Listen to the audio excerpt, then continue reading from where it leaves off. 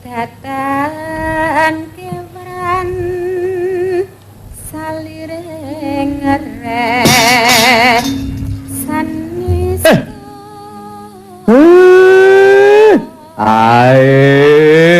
Ai bergegekuk-gekuk sadulita me. Duh Gusti Sang Purbaningrat kang maha welas maha asih mugi maringana kamulyan katentremaning para dasih ingkang nandhang kaswasih. Lah kok malah kaya mengkene kahanane. Seprana tekan seprene unen-unen sing ketaman lakon sing gegirisi. Yen ngono apa bener ana tetembungan unen-unen. Wong cilik ongklak-angklik lungguhe dingklik uripe mung dienggo ancik-ancik yen ana gegeran mati dhisik.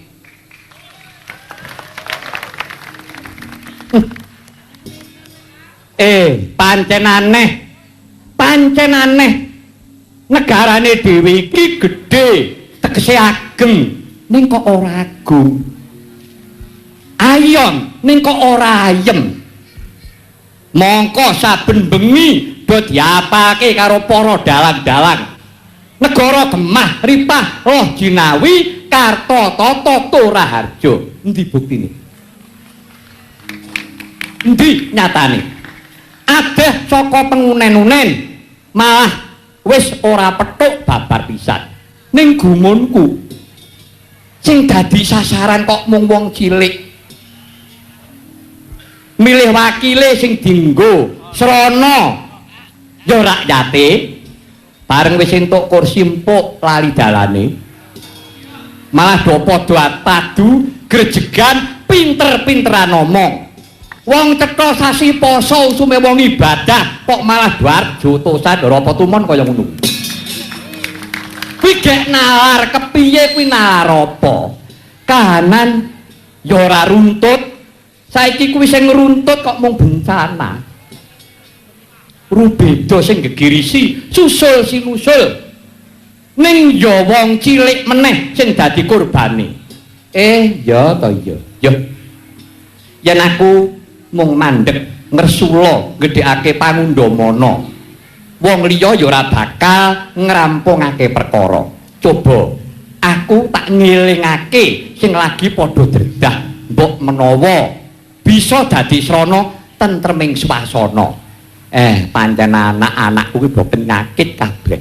Ora urus. Cepot. Dawala. Gareng. Mengapa keadaan begini kok mau menari-nari terus? Kamu hanya guyonan seperti itu. Bapak mau datang Cepot, Dawala, Bapak mau datang. Gareng.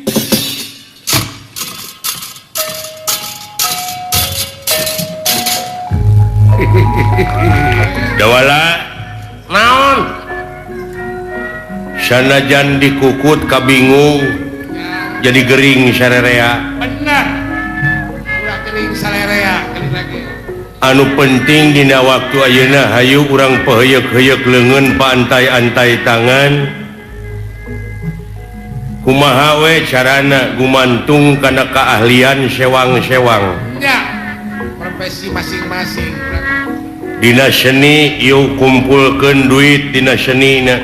Nya eta dina hasilna saeutik gedena urang teh kudu nyisihkeun keur sabagian dulur-dulur urang. nukerkeun ke bencana nya. Lain di Aceh wungkul bencana teh. Sanes kan. Ku henteu bersatu henteu sabeungkeutan eta oge mangrupakeun hiji bencana kene. Benar. Pasir bulistir gunung-gunul ulah dianggap lain bencana. Tapi sakabeh oge ieu teh ulah manusia. Polah-polah jalmi akan.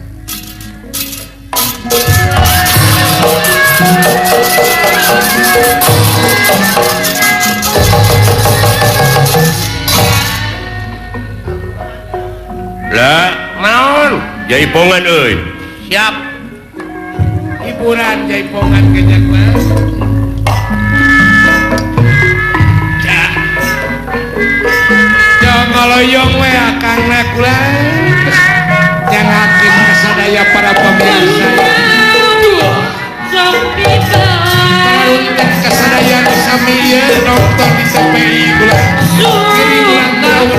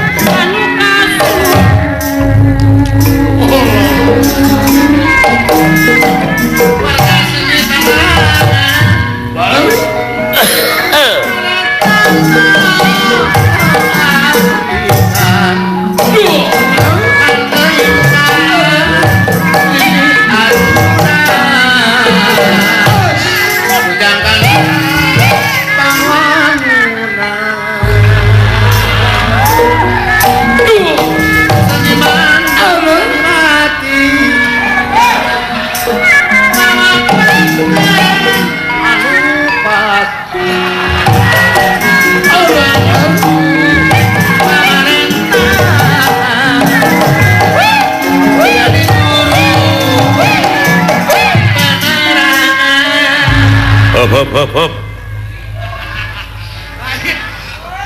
Nah, ini juga bencana nih. Bencana kecil. Iya dong, kan kiamat itu ada kiamat besar, ada kiamat kecil. Contohnya kiamat besar. Ya hancur semua. Hai kiamat kecil. Ini barusan. Kenapa disebut pakai bencana kecil? Kapan bersatu nanya orang kita nih? Iraha dek ngahijina bangsa urang. Barusan Bapak Semar pakai bahasa Jawa mengatakan bahwa keadaan dunia ini makin rusak. Tapi Tuhan sudah memberitahu dari dulu, Maha benar Allah dengan segala firman-Nya, bahwa rusaknya dunia ini oleh ulah atau tangan-tangan manusia, pola manusia. Itu kan? Betul kan? Kenapa di dalam seniman ini, di dalam seni ini, seni tradisi, mestinya satu rombongan. Kamu Gendang, Sharon, semua harus bersatu dong. Iya. Apakah kamu tahu bahwa yang dibawa oleh kamu itu, gamelan itu ada gaib? Contohnya bagaimana ada gaibnya? Ya, diterimanya oleh orang awam. Di Sharon atau di gong itu ada keruhun. Wah, bagaimana? Padahal gaib itu adalah suara, hanya terdengar, tidak bisa dikejar atau tidak bisa ditangkap oleh tangan. Itu gaib kan? Oh iya. Ajen dong, hormati dong. Sharon, fungsinya Sharon untuk pangkat. gong untuk menentukan gendang begini, tapi di dalam lagu satu arah atau satu tujuan disebut lagu. Iya dong. Coba Sharon pangkat.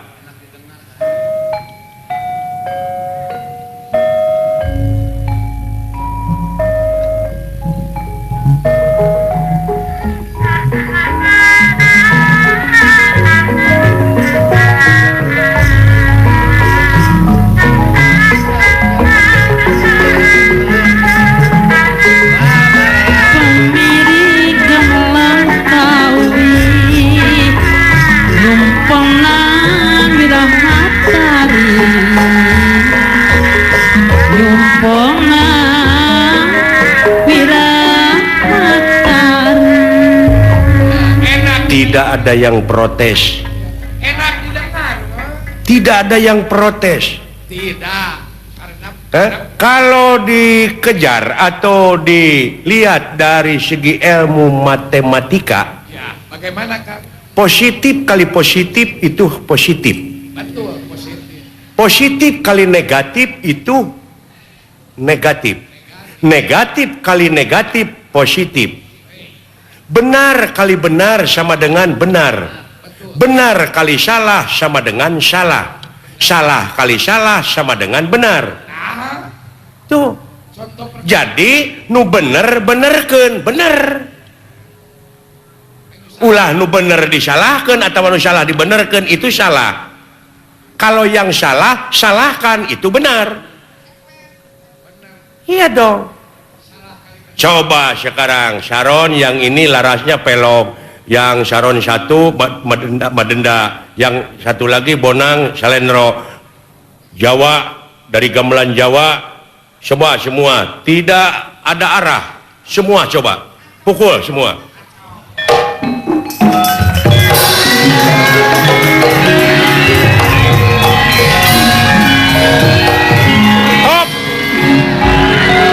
Nah, inilah disebutnya badai tsunami. Dari pemerintahan sampai rakyatnya sampai yang kecil-kecil semua keadaannya yang barusan didengar begitu. Nah, sekarang jangan saling salahkan.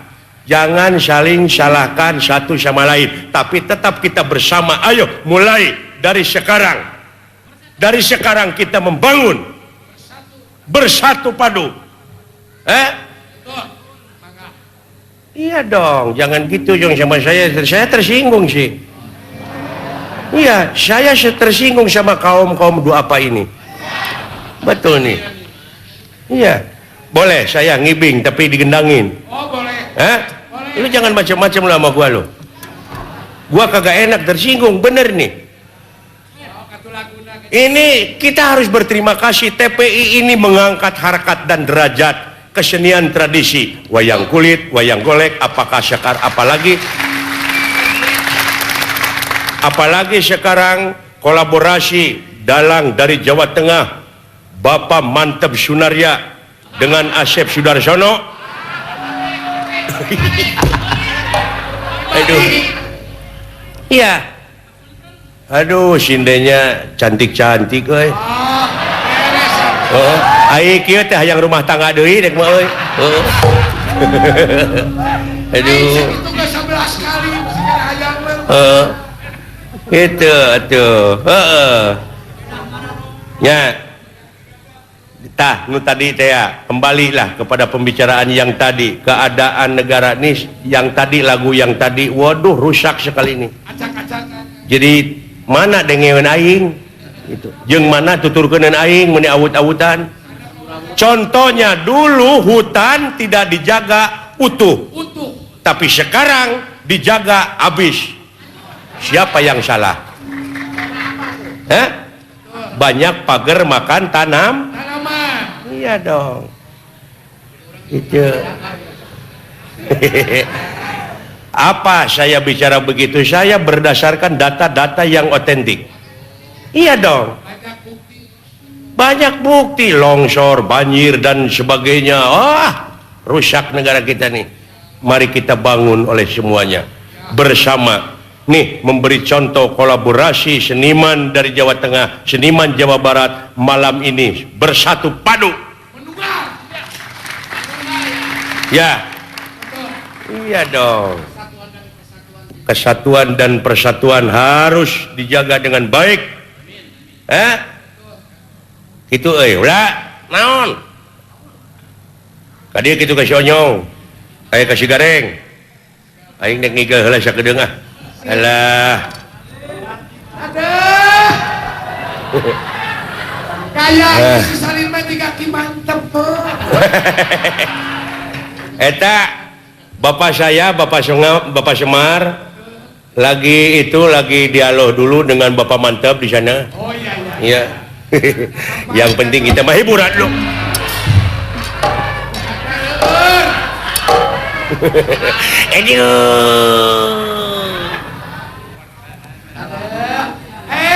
Tapi mohon maaf minta digenangin. Beng-beng aku kawas wayang kulit seperti wayang ki mantep nih. Wayang kulit gini ya kegigir. Tidak bisa melirik begini aja. Gak bisa tengok. Bumi gunjang ganjing langit lap-lap katon.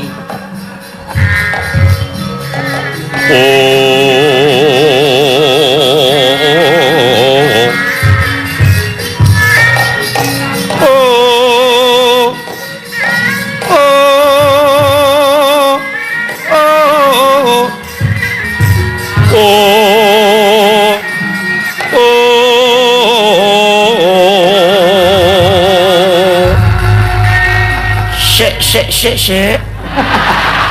Aduh, kepalaku cekot-cekot. Lakone opo papap dalang Asep Sunatan Sumanto? Bro. Emangnya saya orang kanibal? Sidik Asep Sunanar, Asep Sumanto. Kurang ajar lo. Alah, perungah.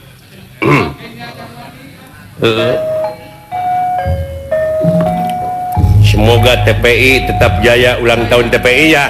Amin. Tetap jaya.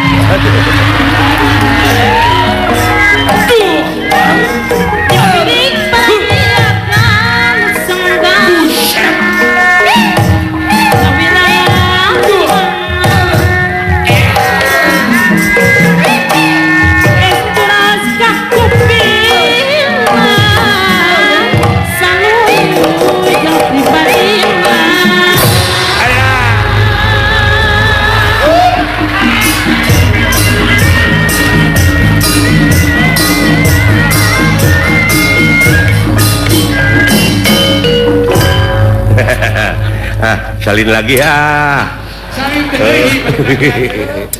Aduh, la. Naon? Come here. Kadieu. Aya naon? Bapak tuh pulang dari Jawa. Mana? Pulang dari Jawa udah beli batik. Oh. Datang niratang ngademan pagulingan.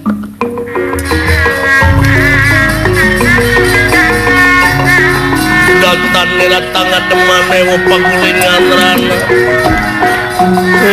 Pagulingan rana.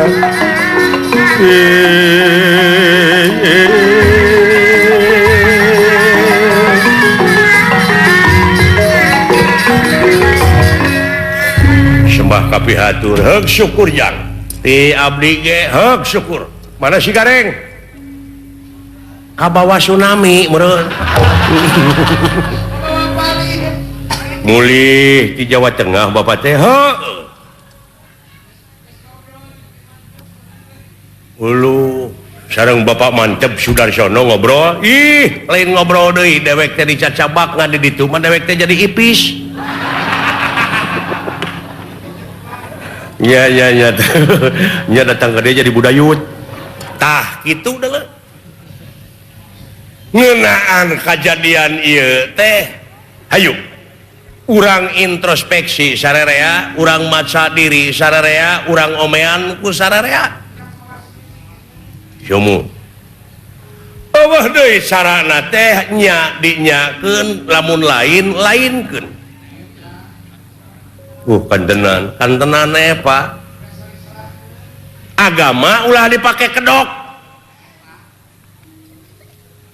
leres sabab dina zaman kiwari teh jang loba nu nya di lain-lain nu lain di nya orayan di bareuli datang oranyaan di tengeulan nu matak rinik-rinik ngulik harti cing harti ngawincik diri lamunya karena raga cing apa dasar agama ari agama teh agaman hirup keur manusia ari harti na agama anti riweuh cinta damai setiap agama datang kakacauan kudu lolos setiap agama datang kejahatan kudu musnah setiap agama datang korupsi basmi tuh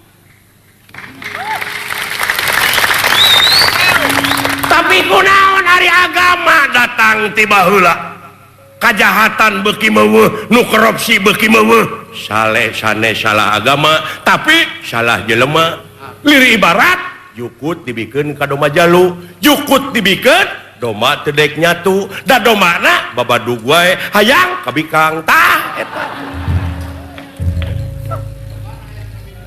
ayeuna mah urang anu leutik sabab kedaulatan teh sapinuhna aya di tangan rakyat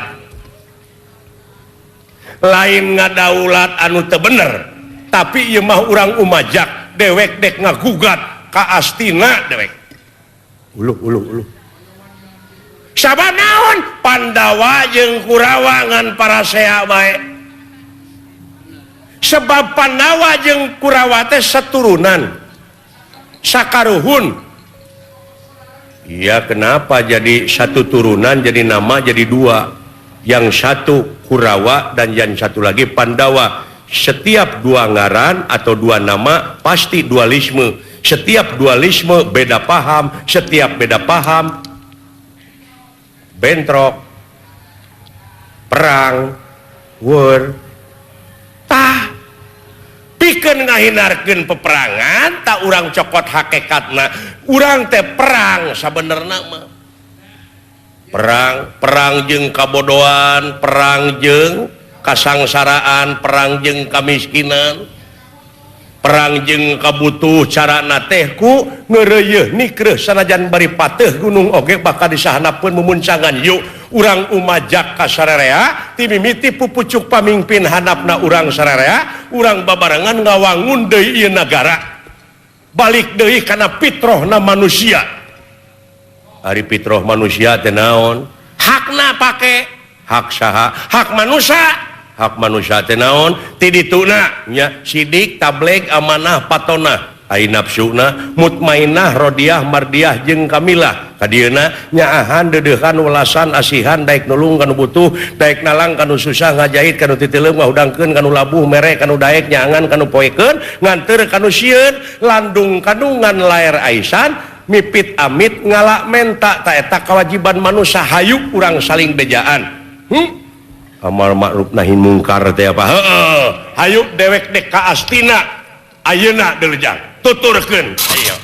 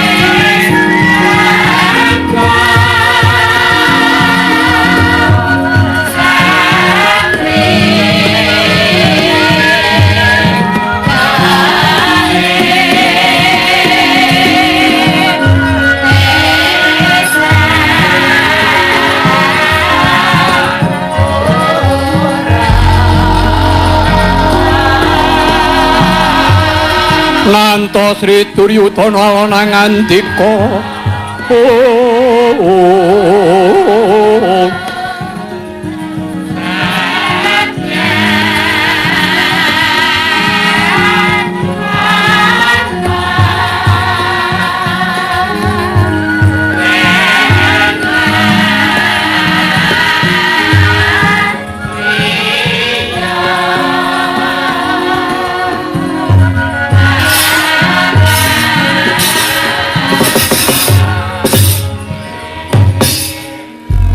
ya jagat Dewa Bathara ya jagat Pramudita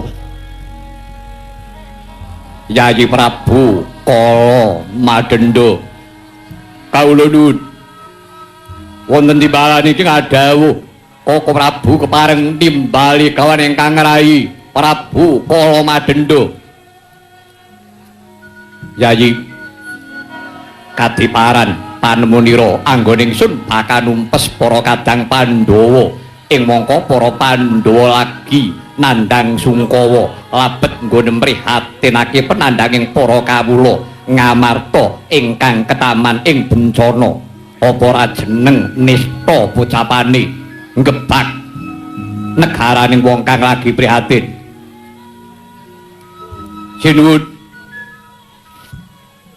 Narendra ngluruk Bandayuda Narendra ngluruk perang menika mboten metang nista madya utama nanging petangipun sirna yuwana lena kena liripun sinten ingkang ica kaprayitnanipun pasti bilai pikantukipun la inggih karana Pandhawa sungkawa menika wekdal ingkang prayogi kinarya ngrampungi gesanging Pandhawa Koko Prabu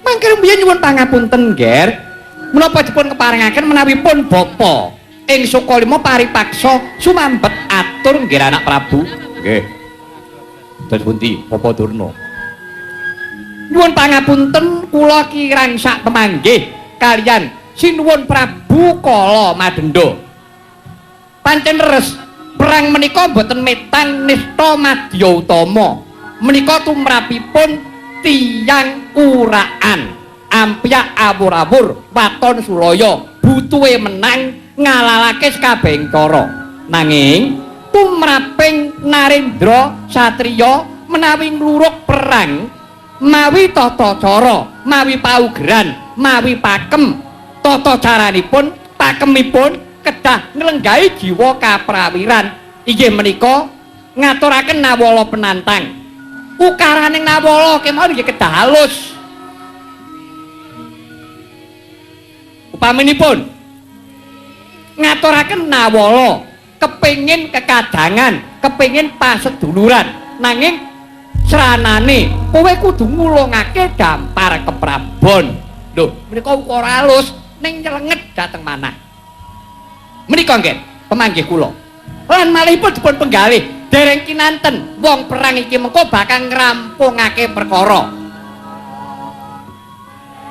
saged ugi sok malah memanjang risaing kawontenan menika pemanggih kula nggih mangke rumiyin menawi kula nggadahi pemanggih benten kalian Kakang Durna bidane priye sinuwun badhe mawi cara menapa kemawon wong perang iki butuhe golek menang tegesipun perang tanding nyododo ndidodo inggih kenging nek perlu cara diagal ora kening dilus upamane dipun santet dipun padosaken inggih menika usada dipun padosaken tiyang pinter kon mateni cara halus alah ora mandi saiki ora ana santet anenge ya celurit kuwi argunake santet ora eneng ngelmu sing mandi sebabe apa menungsane ora tau prihatin kowe tau krungu kae ana tembang ngelmu iku kelakone kanthi laku lekase lawan kas tegese kas nyentosani setya budya pangekesing dur angkara arepa duwe ngelmu segunung, nek ora dilakoni, ora dipasani, ora mandi.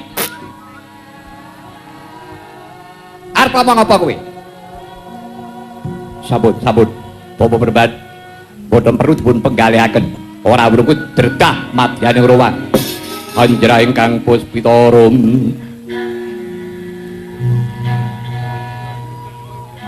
Kasiliring samirana mrih.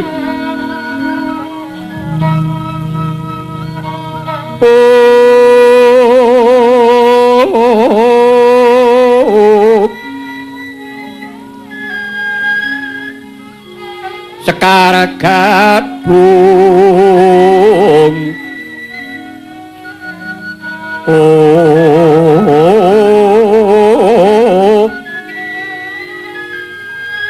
ngas kandanyo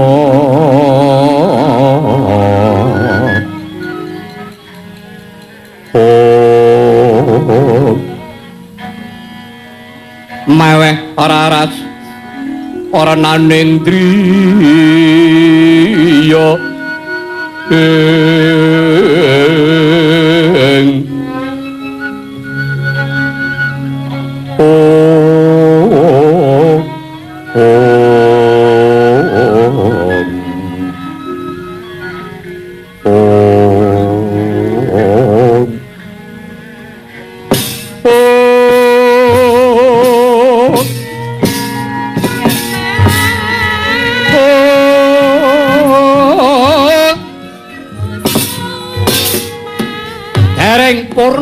katining pasewakan arep sidhem permanem datanana kang samya nyabawa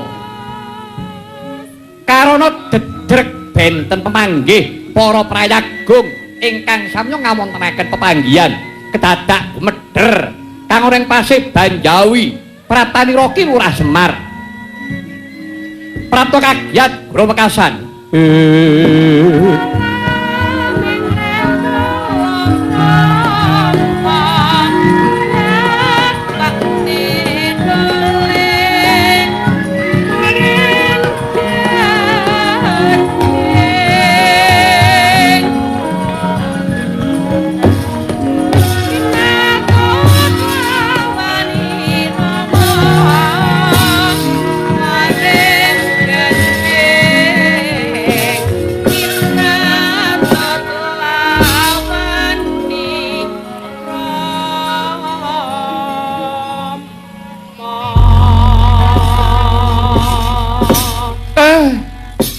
Nuwun amit pasang kaliman tabik sinapeta ngila-ila tinebih no siku dendaning Bathara sinuwun kula ingkang sowan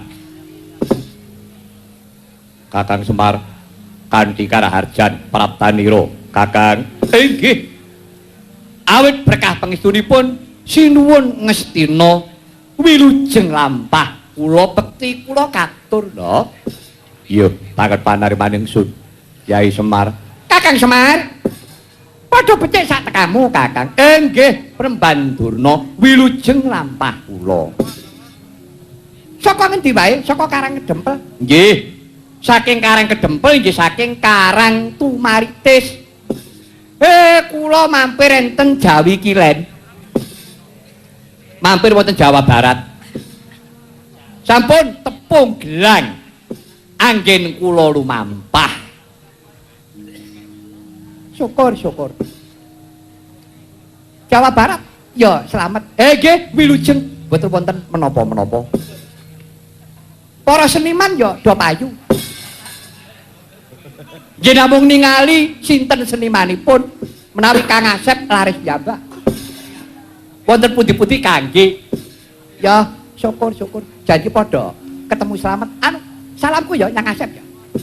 Nggih. Kaya muridku biyen. Heeh. Bojone akeh kae. Kula kinten boten. Niku rak namung isu. Heeh. Ya, syukur. Kakang Semar. Sajak ana wigati apa? Dene si Kakang Tumekara Praja Ngastina. Sajangemu wigati. Nggih. Sinuwun. Sowan kula menika kula boten nampi perintah saking pundi-pundi namung saking krenteking manah kula. Ngaten. Kawontenan menika nembe boten sae jagat ketaman dahuru boten namung ing Nuswantara. Manca negari inggih ketaman ribet. Nah, dinten menika negari Ngamarta ingkang ketaman penandang banjir ageng lindu horking bumi ngantos njalari karisaaning kawontenan damel kapitunan kathah para kawula ingkang sirna dumugi ning pejah. Sinuwun mila kula sowan wonten mriki menika ideping manah kula. Kula namung ngengetaken dumateng paduka sinuwun Prabu Duryudana. Enget menawi Kurawa kaliyan Pandhawa menika kadang nak sanak tegese sedulur nak ndulur. Pandhawa kuwi anak Pandhu Swargi, Kurawa kuwi putrane Sang Destarata. Destarata karo Pandhu kuwi putrane Begawan Abiyasa. Dados Pandhawa Kurawa niku nunggal eyang. Sami. Pakem Sunda kali Jawa sami. Yo, sak banjure. Nah, penyuwun kula sinuwun. Lelampahan menika boten saged namung dipun tindakaken tiyang setunggal. Supados saged enggal pulih katentremaning para kawula, langkung-langkung kawula alit. Kula kinten namung manunggaling cipta rasa budi kelawan karsa. Monggo sakmangke Pandhawa Kurawa kula suwun manunggal sinuwun Prabu Duryudana kula aturi mriksani menapa panjenengan mentala ningali inggih menika kawontenaning para kawula ingkang ketaman bencana menika. Bangke pating glimpang pating glundung. Padha disuruh nganggo ikrak nganggo mesin. Sakit manah kula menawi ningali lelampahan kados menika. Nika tiyang kae dudu bangkene kirik, kae dudu bangkene wedhus, ning bangke wong. Milanipun, monggo kula dherekaken dinten menika gumregah raos sing manah. Pandhawa Kurawa rukuna ayo manunggal ngangkat kahanan kang bebayan iki supaya para kawula enggal luar saka penandang. Ngaten atur kula sinuwun. Sring Astina Maha Prabu Duryudana ana ngantika dhuharining sun Werkudara den keparing kene Sigrarya Sena njujug dah Yuwam Durna riseksana mangenjali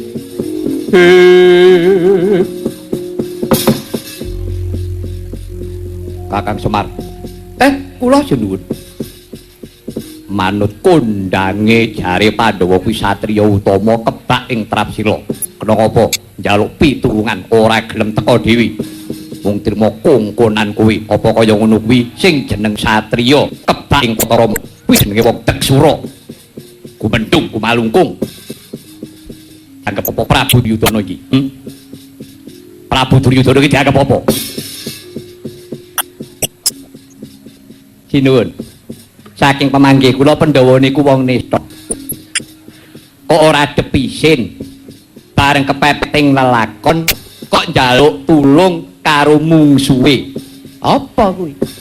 Lah menawi kula nganti mudyar njaluk tulung ya ora mungsuhe njaluk tulung karo wong liya. Lho, kaya ngaten iki sapa kenging dipun penggalih nek jane Pandhawa ki wong ora duwe adek-adek njaluk tulung kok karo mungsuh.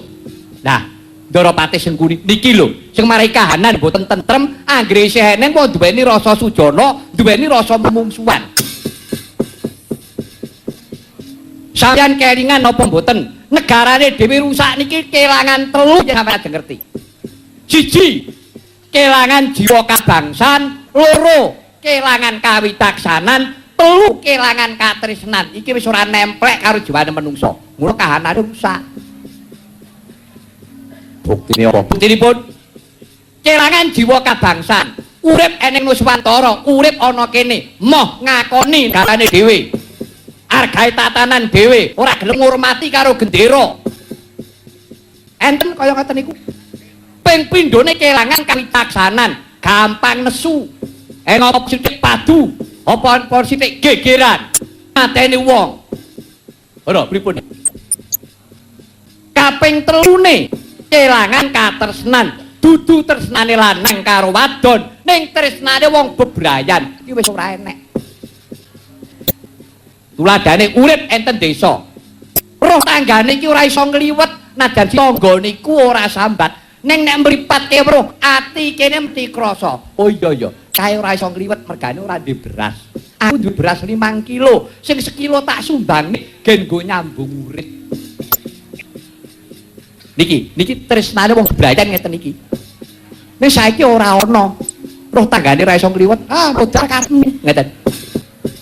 Lah bejo kemayangan, bareng enten baya kaya ngeten iki, do tuwuh atine, tukul rasa tresna. Bebaya sing teka niki, enten sing ngarani kuwi walat dudu. Semar kudu ngarani kuwi walat. Niku pepeling. Walat niku kanggone wong dosa, ngeten. Ning nek pepeling kanggone wong lali. Kula kabeh niki do lali kalih napa kemawon. Wiwit saka dhuwur, tengah, ngisor do lali kabeh karo kewajibane. Lah saiki kewajiban apa? Kula panjenengan dhewe kewajiban apa? Ayo dilakoni. Manut karo piwulane agama suci kang padha rinasuk. Ngeten. Ngerti mboten Ndara Sengkuni? Aja kriyap ngerti ora? Iya aku ngerti Kyai. Trayoli binatang. Sampeyan niku dadi patih. Ora mung leda-lede. Gawe urup-urup. Nek ora iso matih leren nek dadi patih, nyopot. Sampeyan dadi patih ya nyogok. Ngerti mboten? Patih Kresna niku Gandamana, ngerti mboten? Sampeyan iso dadi patih kok mergo ngenggak-enggokke lelakon sing gawe lakon sampeyan. Ibarate cangkriman, sing gawe cangkriman sampeyan, sing batang sampeyan. Aja kriyap-kriyip. Dapur mau tekek. Modar ora. Kuwi ya ngono. Oh iya. Kaget ta. Mila sinuwun, sepisan malih. Dinten menika sampun nganggep padha memungsuhan. Saiki sing padha duweni mungsuh ayo rukuna. Sing atine gelo diwalik ayo dadi lega. Sing kleru ayo dibenerke. Sing bengkong ayo dijejekake, sing lega ayo diuruk. Manunggaling cipta rasa budi kelawan karsa. Niki gamane lek ajeng mulihke swasana. Dibuyu ana bondo pirang-pirang.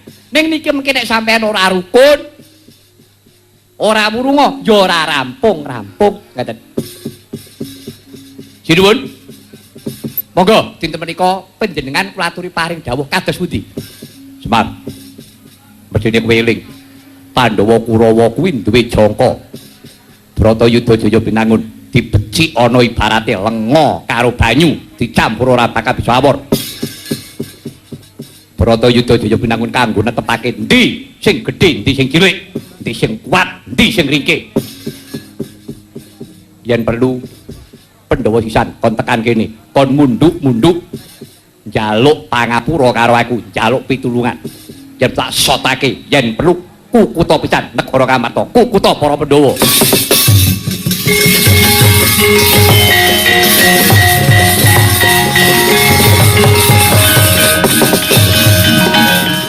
Duryudana.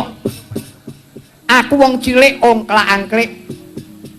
Kowe dadi ratu kuwi dudu ratu ning kulawarga, ning ratune bangsa. Dudu ratune Kurawa tok, ning ratune bangsa Ngastina iki. Piye meniye mbahmu Begawan Abiyasa biyen? Piye meniye bapakmu Dastarata? Nuwun sewu, bapakmu Dastarata kan Adhyanta Wuta mripate ning kena dituntun. Ning kocapa nek wuta batine ya kaya kowe kuwi. Angel dituduhake marang bebener. Duryudana, pupung bencana urung tekan negaramu. Tak jaluk kowe ngati-ati yo. Kebak welasase marang pepadane liyan. Paman Suguri. Perintahno para Kurawa kon nyingkirke woh sak greget-greget iki. Kurawa, singkirno batang kodhok iki.